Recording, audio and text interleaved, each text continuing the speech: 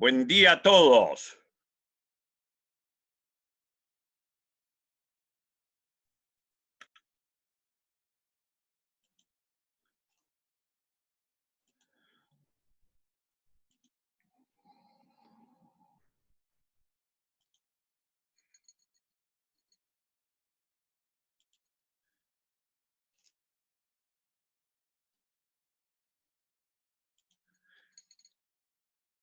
Buen día. Hoy vamos a abordar fundamentalmente lo relacionado con diagnóstico y terapéutica de síncope. Y yo les pediría que, para tener una mejor comprensión, ustedes tienen de medicina A toda la fisiopatología. Acá abordaremos temas fisiopatológicos cuando hacen a la terapéutica. Yo creo que a esta altura todos saben lo que es un síncope, esta pérdida de la conciencia con pérdida del tono postural, con recuperación, con recuperación rápida. Nosotros tenemos los síncopes no cardíacos, los mediados por reflejos. Recuerden que ahí entra el neurocardiogénico, también antiguamente llamado vasovagal. Nosotros lo vamos a llamar también distintamente vasovagal. Allí entran los síncopes situacionales, como el síncope deglutorio, el síncope defecatorio, el síncope tusígeno.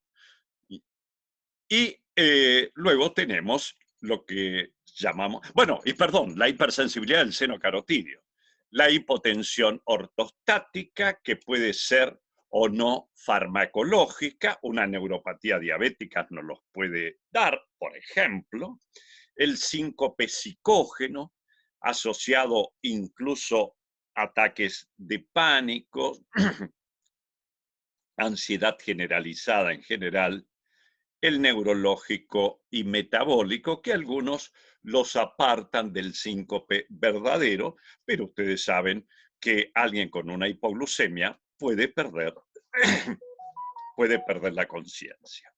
Y aquí tenemos nada más que para recordarlo. Lo que vamos a abordar en la primera parte fundamentalmente son los síncopes cardíacos. Recuerden que el síncope cardíaco, de no ser tratado eficazmente, tiene una mortalidad en el primer año superior al 30%. También hablamos en su momento, en medicina A, que los podíamos dividir en dos grandes causas. Causas mecánicas, piensen en una estenosis aórtica severa, grave. Y las causas eléctricas, estas últimas, tanto bradiarritmias como taquiarritmias. Y de las causas mecánicas, nada más que para que tengan un recuerdo, porque ya lo vimos, la estenosis aórtica, como dijimos, la estenosis aórtica grave, que cursa con síncope, con disnea, con ángor, etc. Las miocardiopatías hipertróficas, que son enfermedades familiares, que incluso en jóvenes pueden producir muerte súbita.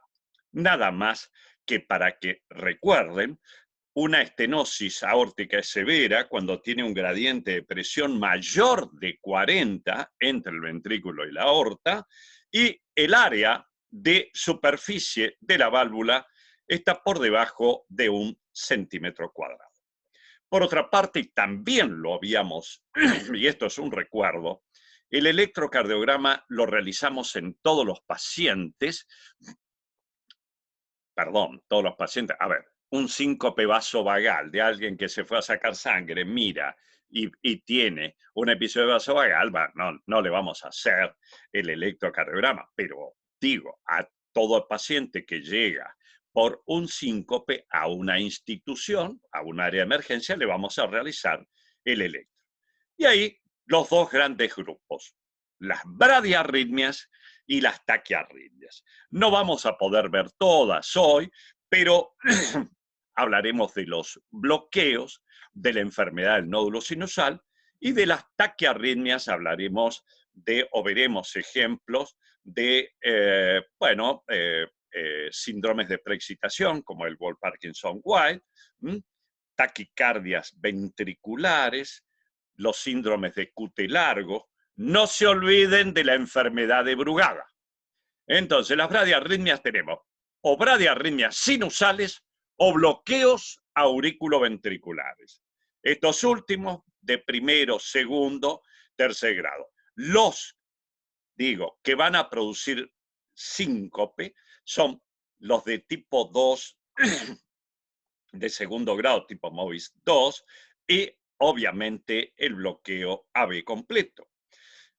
Los paros sinusales y las enfermedades del seno son algunas patologías que vamos a ver hoy.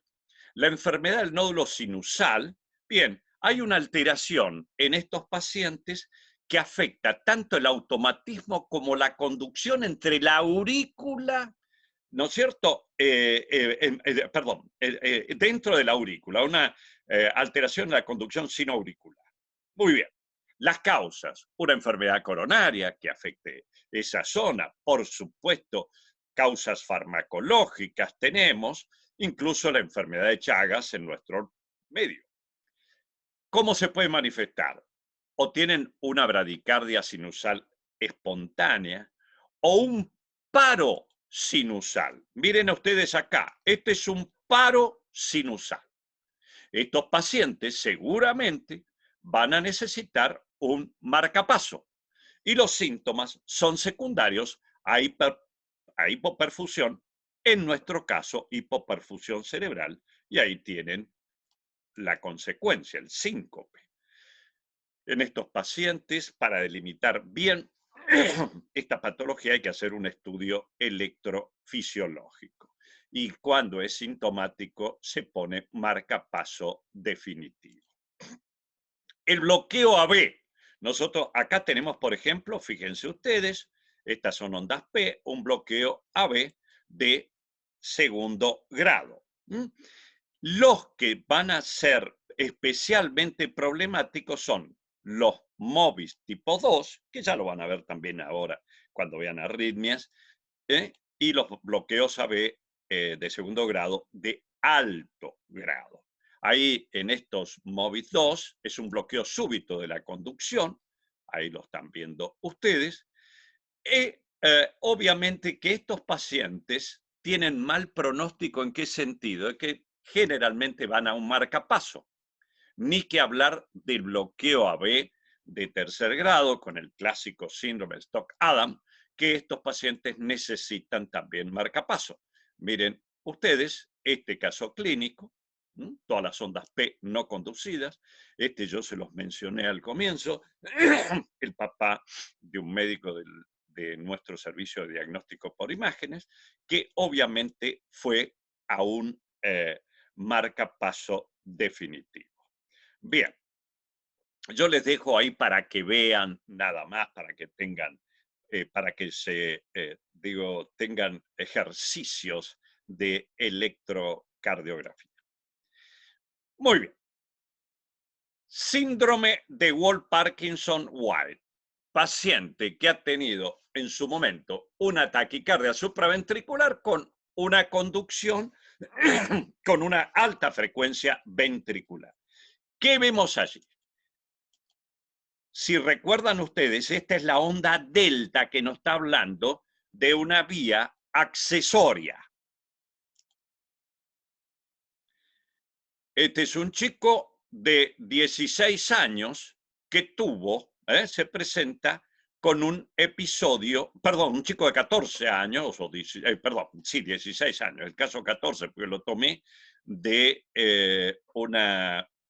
de un manual de electrocardiografía en pacientes con síncope.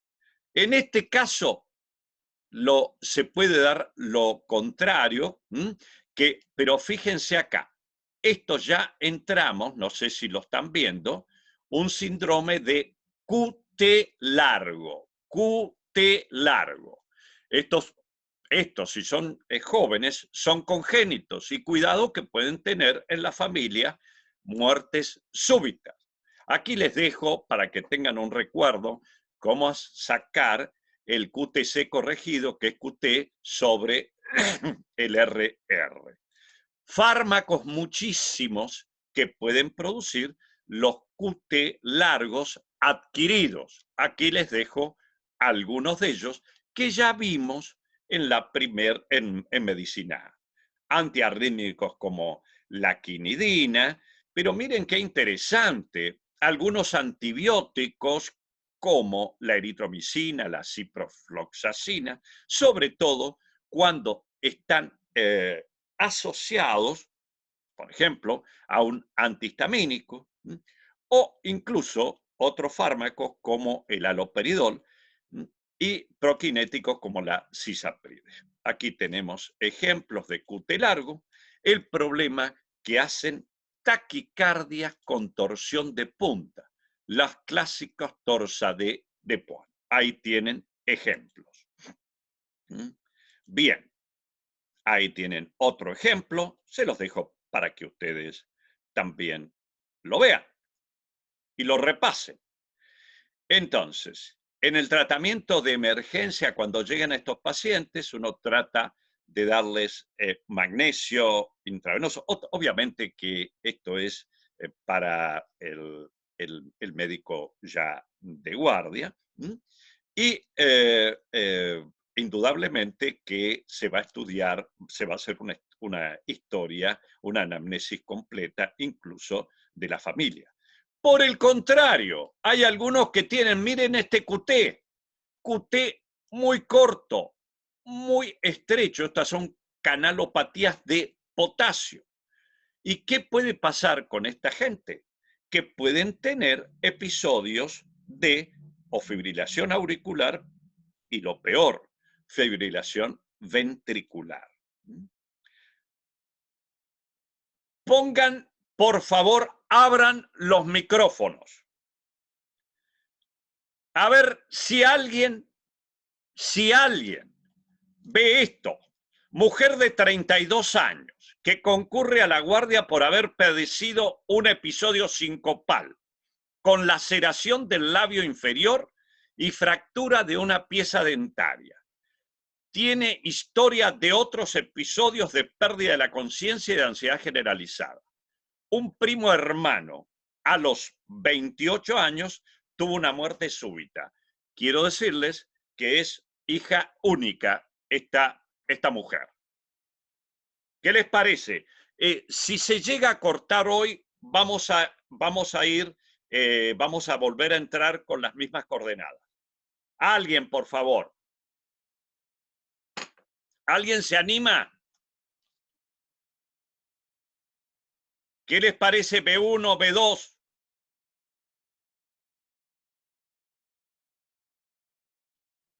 Perdón, ¿me están escuchando? Alguien que me diga si me escucha. Sí, Doc. ¿Puede ser que tenga un bloqueo de rama derecha? Tiene bloqueo de rama derecha, pero ¿qué tiene esto? ¿Quién habló? Gonzalo. Gonzalo, mire. Esto es un supradesnivel. Claro, ¿Y qué es eso? Que y yo les no dije, puede ser un infarto. cuidado, que no se les escape. O sea, sí, es Brugada, síndrome de Brugada, las Muy dos cosas. bien. Muy bien. Muy bien. Muy bien. Correcto. ¿Lo ven bien? ¿Alguna duda? ¿Qué les pasa a estos pacientes? Segunda causa más frecuente de muerte súbita en menores de 40 años. ¿Se entiende? Taquicardias ventriculares, fibrilación ventricular. Son canalopatías que están, digo, la información genética está en el cromosoma 3. Bien, en canal de sodio. La única terapia probada es un desfibrilador implantable. Ahí lo tenemos. Ahí yo estuve en Salta con Joseph Brugada. Bien. Aquí les dejo nada más que un resumen de lo que acabamos de ver de las taquiarritmias. Quiero que vean este otro caso. Recuerden que si se nos corta, volvemos a conectar, por favor. Miren ustedes. D2. Miren qué onda Q. Fíjense ustedes. Onda Q, B3, B4 y B5. Inversión de la onda T y además alto voltaje de R. Este hombre de 24 años, deportista, tuvo un episodio sincopal. Había muerte súbita en la familia. ¿Qué les parece esto?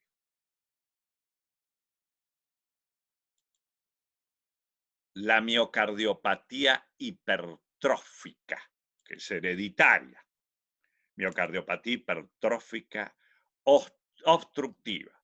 Ahí les dejo los signos, ¿no es cierto? Tienen, cuando uno ve el electrocardiograma, además de tener la hipertrofia, tienen ondas Q, estrechas, profundas, B4, B5, B6, D2, D3 y ABF.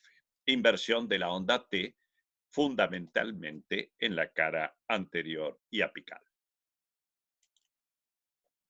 Entonces, esto ya lo habíamos visto, pero lo recordamos. Síncope cardíaco y muertes súbitas en jóvenes. Esos que están jugando un partido y lamentablemente pueden llegar a tener, digo, además del síncope, una muerte súbita, la miocardiopatía hipertrófica, los síndromes de QT largo, la enfermedad de Brugada. Ahora, y la displasia ritmogénica, que es menos frecuente del ventrículo derecho, pero estos tres, ustedes le miran el electro y hacen el diagnóstico.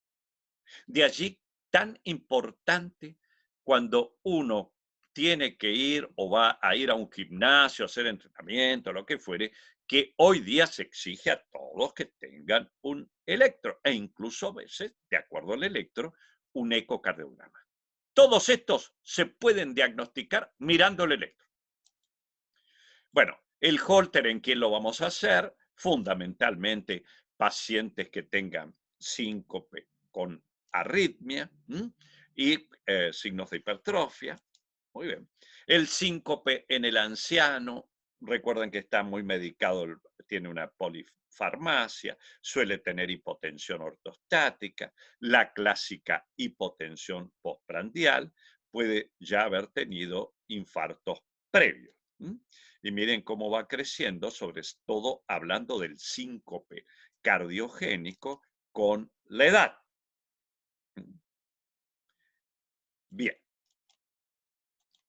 Entonces, el diagnóstico, la valoración inicial de todo paciente con síncope, ¿qué vamos a hacer?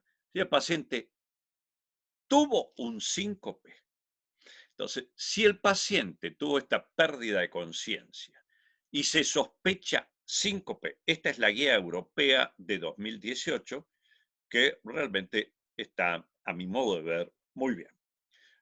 No tiene síncope verdadero o tiene síncope. La evaluación inicial es con la anamnesis, el examen físico y el electrocardiograma.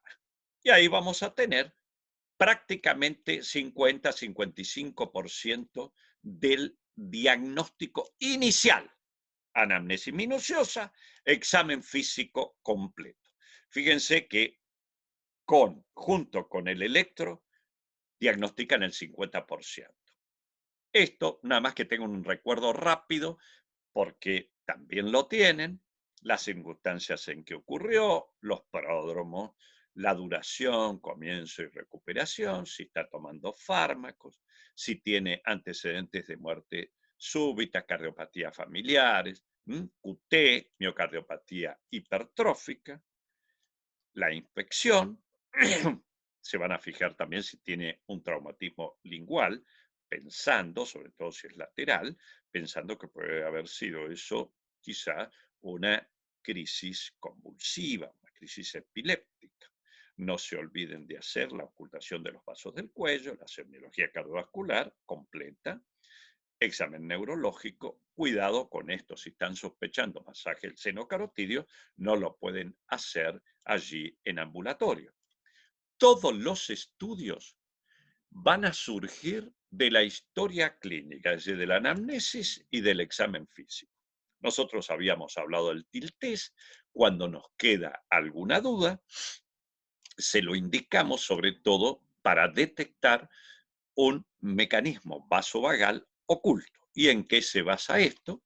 Ustedes saben que cuando nosotros nos ponemos en ortostatismo, prácticamente 700 a 1 litro de sangre quedan en nuestros miembros inferiores, disminuye el retorno venoso, disminuye el volumen que le llega al ventrículo izquierdo, y eso en definitiva lleva a una gran contractilidad del ventrículo izquierdo. Allí estaban los mecanorreceptores del reflejo de Bessel-Harris, se estimulan, se activa el centro vasomotor. Miren, le llega una información, esto entrecomillado, errónea al centro vasomotor, que hace que disminuya el tono simpático y que aumente el tono vagal con las consecuencias de bradicardia, hipotensión y síncope.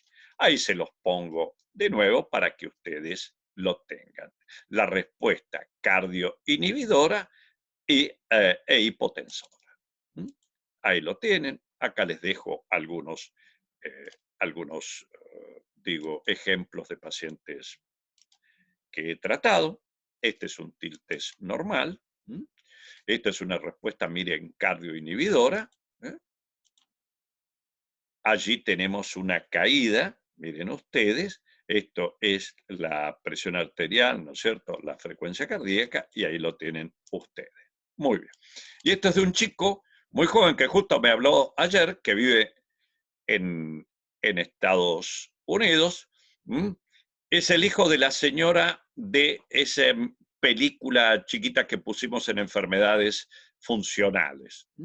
Miren, hace episodio justamente un TIL-TEST positivo, caída de la presión arterial, tanto sistólica como diastólica, con frecuencia cardíaca de 55, presión máxima de 62. Masaje del seno carotidio lo vamos a realizar en pacientes mayores de 40 años sin cardiopatía y que no tenga soplo carotidio.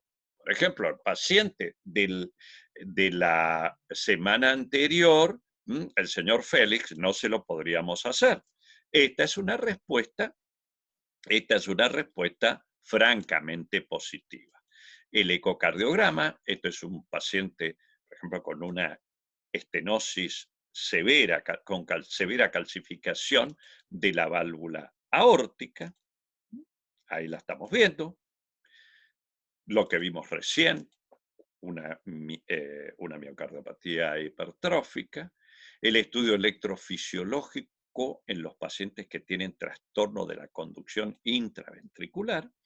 Y ahora ya para ir haciendo una síntesis, y me voy a enfocar en los pacientes que tienen síndrome vasovagal, que es muy frecuente, y en todos aquellos pacientes que tienen hipotensión ortostática, que no es farmacológica, le saco todos los fármacos. Por ejemplo, un enfermo que tenga una alteración en el sistema nervioso simpático, a pacientes que tienen enfermedad de Parkinson e hipotensión ortostática crónica, enfermos con una neuropatía diabética, que suelen tener una neuropatía autonómica. Esto es lo que habíamos visto recién como síntesis. Y aquí los clasificamos de acuerdo al riesgo. Pacientes que tienen bajo riesgo, y bueno, un síncope vasovagal que se recupera. Imagínense ustedes, alguien que está en un ambiente cerrado, cálido, que por otra parte no tiene ninguna afectación cardíaca, joven, bueno, eso es de bajo riesgo. De alto riesgo, paciente, bueno, con síncope cardiogénico. Y entonces, el síncope reflejo, estamos hablando neurocardiogénico y la hipotensión con intolerancia ortostática. Bien, si tiene esto, ¿qué puede ser? Que tenga el paciente muy baja frecuencia, si lo puede haber tenido por ahí una vez cada 3 meses, una cosa así. Bueno, y no tiene ninguna cardiopatía, tranquilo, le vamos a explicar muy bien y le vamos a dar algunas maniobras que enseguida quiero que las vean. El síncope cardíaco puede ser por arritmias y trastornos estructurales. Si tiene una estenosis aórtica severa, el tratamiento es quirúrgico.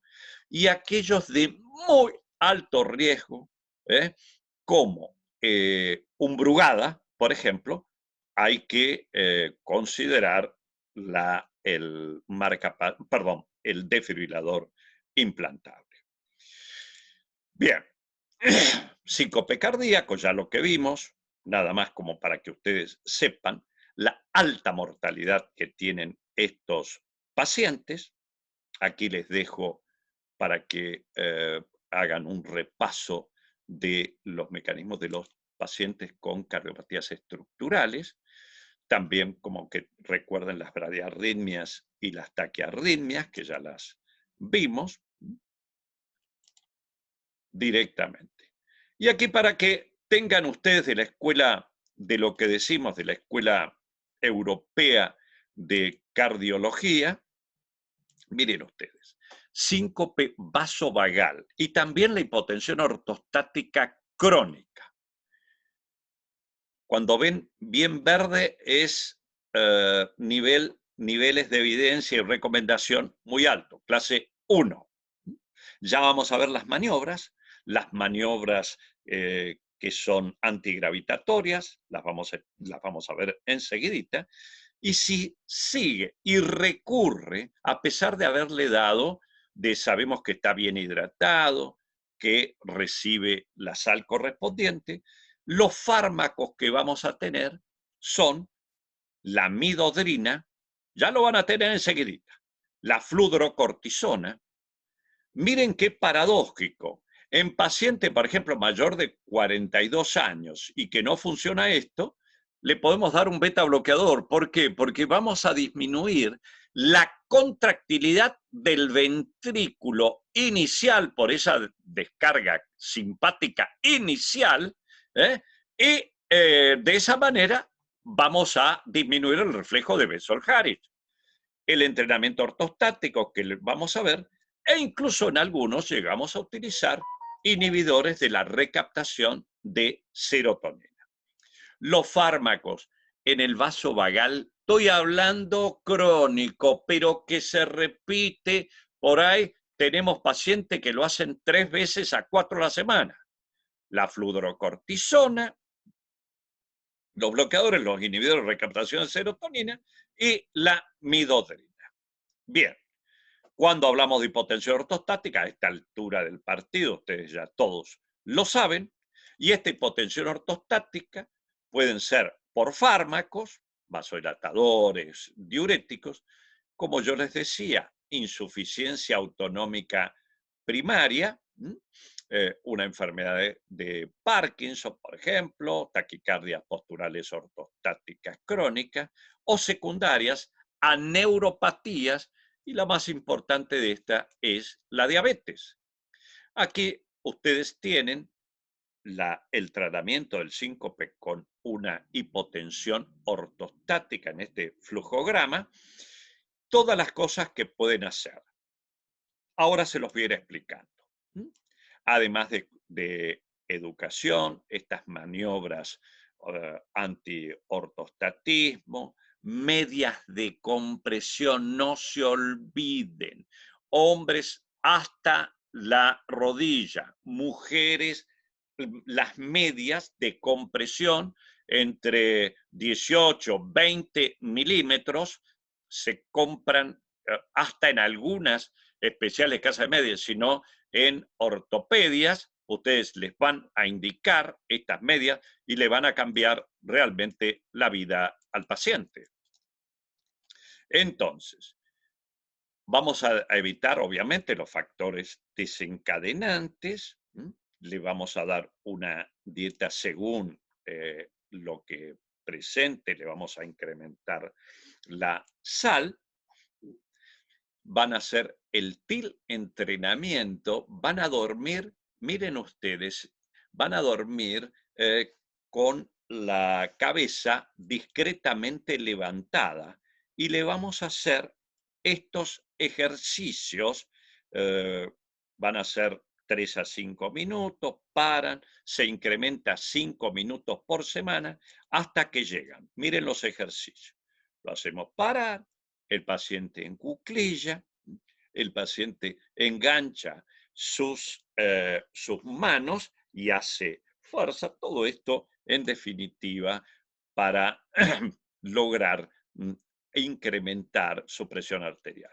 Se pone más o menos a 15 centímetros, aquí para que vean que es una pared, y lo que está haciendo se queda un tiempito, incluso puede bajar y subir, pero se queda como si estuviera, fíjense, casi en la tabla, en la TIL.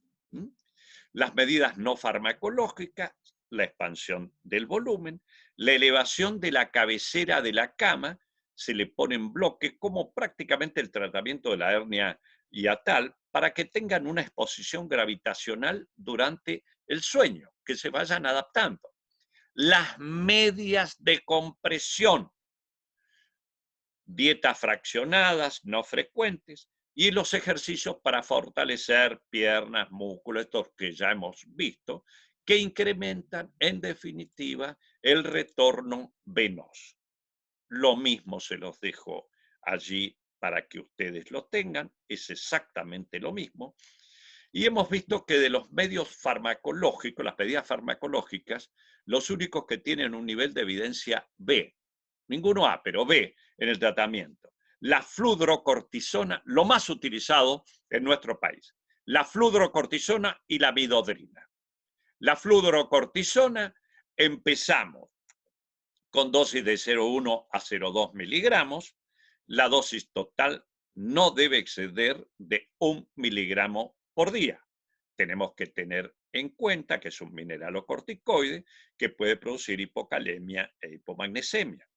La midodrina se usa en dosis de 2,5 a 10 yo diría, esto es una exageración, cada 2 horas, cada 4 horas.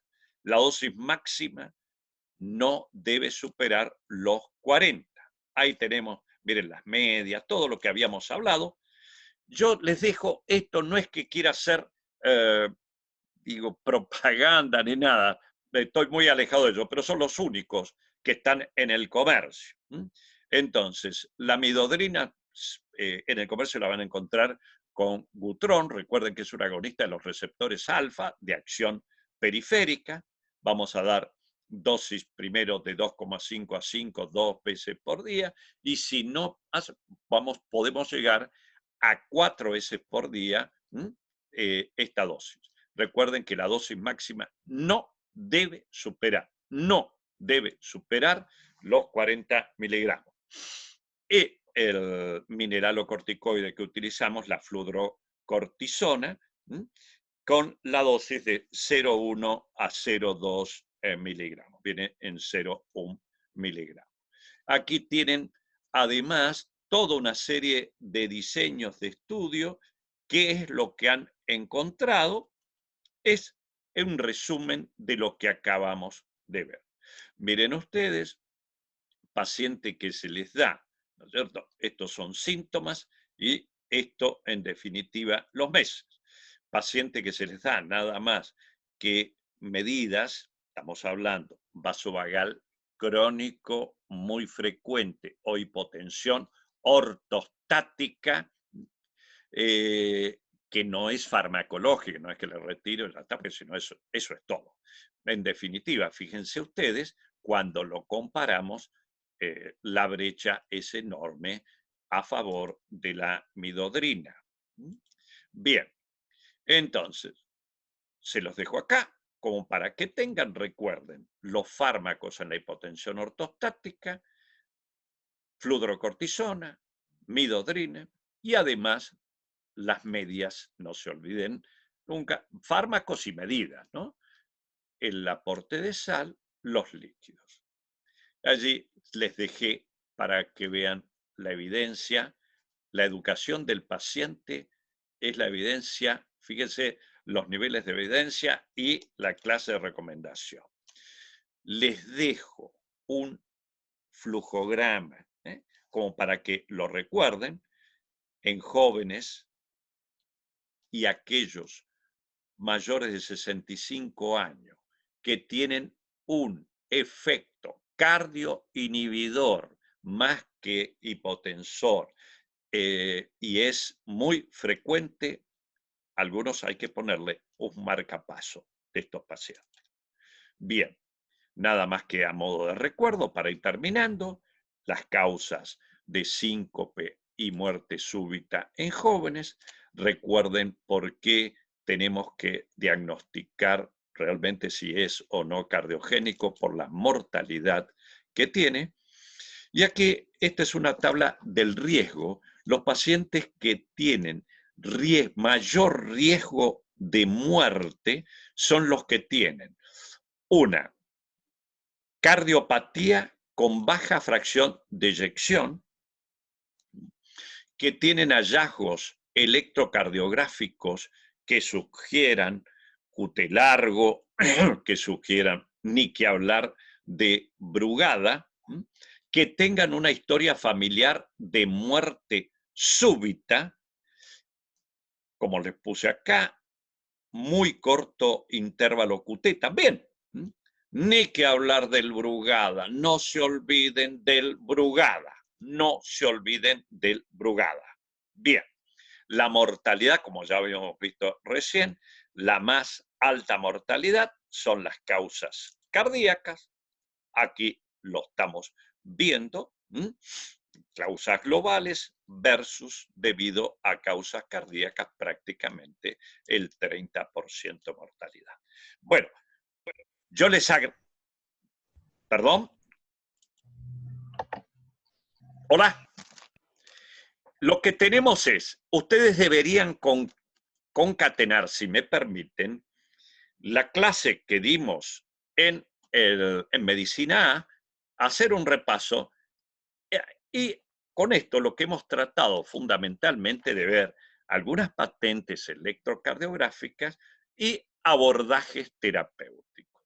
No se olviden, miren, en hipotensión ortostática, que la vemos, por ejemplo, en pacientes parkinsonianos, en neuropatías diabéticas avanzadas, cuando ustedes le van haciendo estas medidas, el entrenamiento TIL, por así decir, en plano inclinado, la reposición de líquido y las medias, además de los ejercicios fundamentalmente para desarrollar la musculatura antigravitatoria de los miembros inferiores. Obviamente son ejercicios contra resistencia.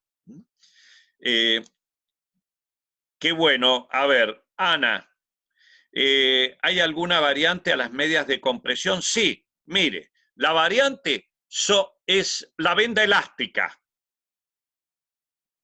Ana. Sí, acá estoy, doctor. Muchas gracias. No, lo que pasa es que obviamente es mucho más cómoda. Y sí, si pero más o menos hará menos de, no sé, 5 años, estaban alrededor de 7.000 pesos las medias de compresión, por lo menos acá. Acá en nuestro país. Es real, es real. Obviamente que tiene distintas marcas. Para las mujeres se recomienda, sobre todo mujeres mayores de 50, 55 años, que sean medias